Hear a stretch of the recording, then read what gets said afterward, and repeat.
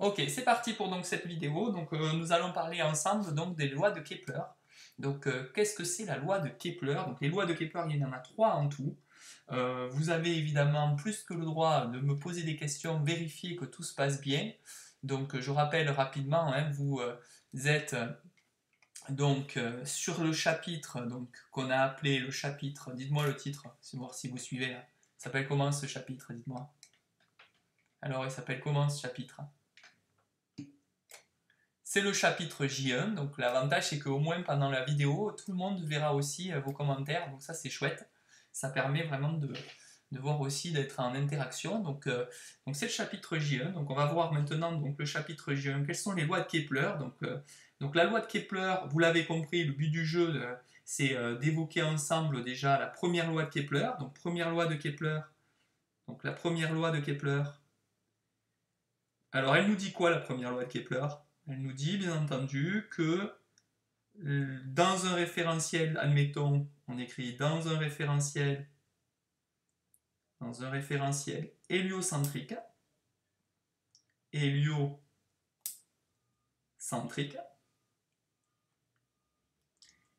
bien tout simplement, donc dans un référentiel héliocentrique, on peut donc en déduire que la trajectoire d'une planète,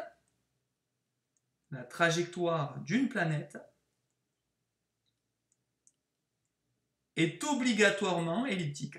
D'une planète est obligatoirement elliptique. Donc ça, c'est la première chose à savoir. Obligatoirement elliptique. Elliptique. Et donc ça, ce qui est intéressant donc, de bien préciser, hein, c'est que dont l'un des deux foyers est occupé, si on prend évidemment héliocentrique, dont l'un des deux foyers est occupé par le Soleil. Donc est occupé par le Soleil. Et donc bien entendu, qu'est-ce qu'on peut dire? Eh bien, ça veut dire que vous devez être capable déjà de construire une ellipse.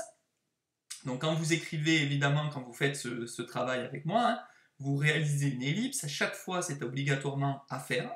Donc vous faites l'ellipse. Donc je vous rappelle, hein, il faut la faire grande, l'ellipse, de manière à ce qu'on n'ait pas de difficulté pour travailler ensemble. Vous faites une ellipse. Vous faites un tiers de page, toujours des grandes ellipses, hein, de manière à ce qu'on puisse travailler correctement. Ensuite, vous allez positionner forcément un axe, sur lequel cet axe, vous allez représenter évidemment le centre de cette ellipse. Donc le centre de cette ellipse, il est situé au milieu. Et à partir de là, vous allez évidemment prendre deux points. Alors ces deux points, évidemment, ils sont variables hein, d'une ellipse à l'autre. Alors vous voyez, là j'ai des effets comme cela, nettement plus excentrés de ceux de la vidéo, pour des raisons techniques généralement. De toute façon, vous les faites symétriques et vous les mettez où vous voulez. C'est pas un problème du tout. Donc c'est sur ces des petits points comme ça qui peuvent vous poser problème. Vous l'appelez f et f', soit à gauche, soit à droite. Et ensuite, la seule chose que vous devez comprendre, c'est que l'un des deux foyers, donc admettons celui-là, j'aurais pu choisir l'autre, est occupé par le Soleil que j'appelle S. Et l'autre, évidemment, cette trajectoire, c'est la planète. Donc là, j'ai choisi ici la planète qui tourne évidemment dans ce sens. Donc elle tourne dans ce sens et c'est bien une ellipse. Et je vous avais marqué sur la vidéo qu'il y avait deux points hein, à retenir. Donc le point ici, c'est le point le plus proche qu'on appelle périgée. Donc c'est le périgée. Et alors dans le cas du Soleil, c'était pas écrit dans la vidéo, on appelait ça aussi périhélie. On reste sur périgée, c'est le mot le plus général et le plus global qu'on peut rencontrer. Et le plus loin, ça s'appelle l'apogée. Et le fait qu'on appelle ça l'apogée, eh bien on l'appelle aussi pour le Soleil, mais que pour le Soleil, aphélie. Donc ça c'est l'apogée. Je vous donne du vocabulaire, hein. Le plus important c'est le terme apogée. Hein. Et donc bien entendu, il y a deux distances qui sont très importantes à retenir en réalité, et qu'on verra souvent. Hein. C'est la distance ici qu'on appelle, donc on va faire une règle, ça sera quand même plus propre, pardonnez-moi. Et donc ici, on aura une distance qu'on appelle, cette distance, on va l'appeler RA comme apogée.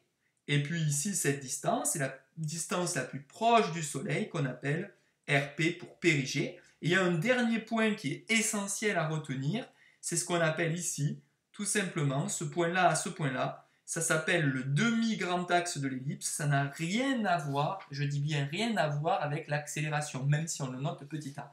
Donc, bien comprendre donc que la première loi de Kepler nous permet déjà d'écrire une relation qui nous donne 2A égale RA plus RP, donc ça c'est ce que vous aviez vu dans la vidéo.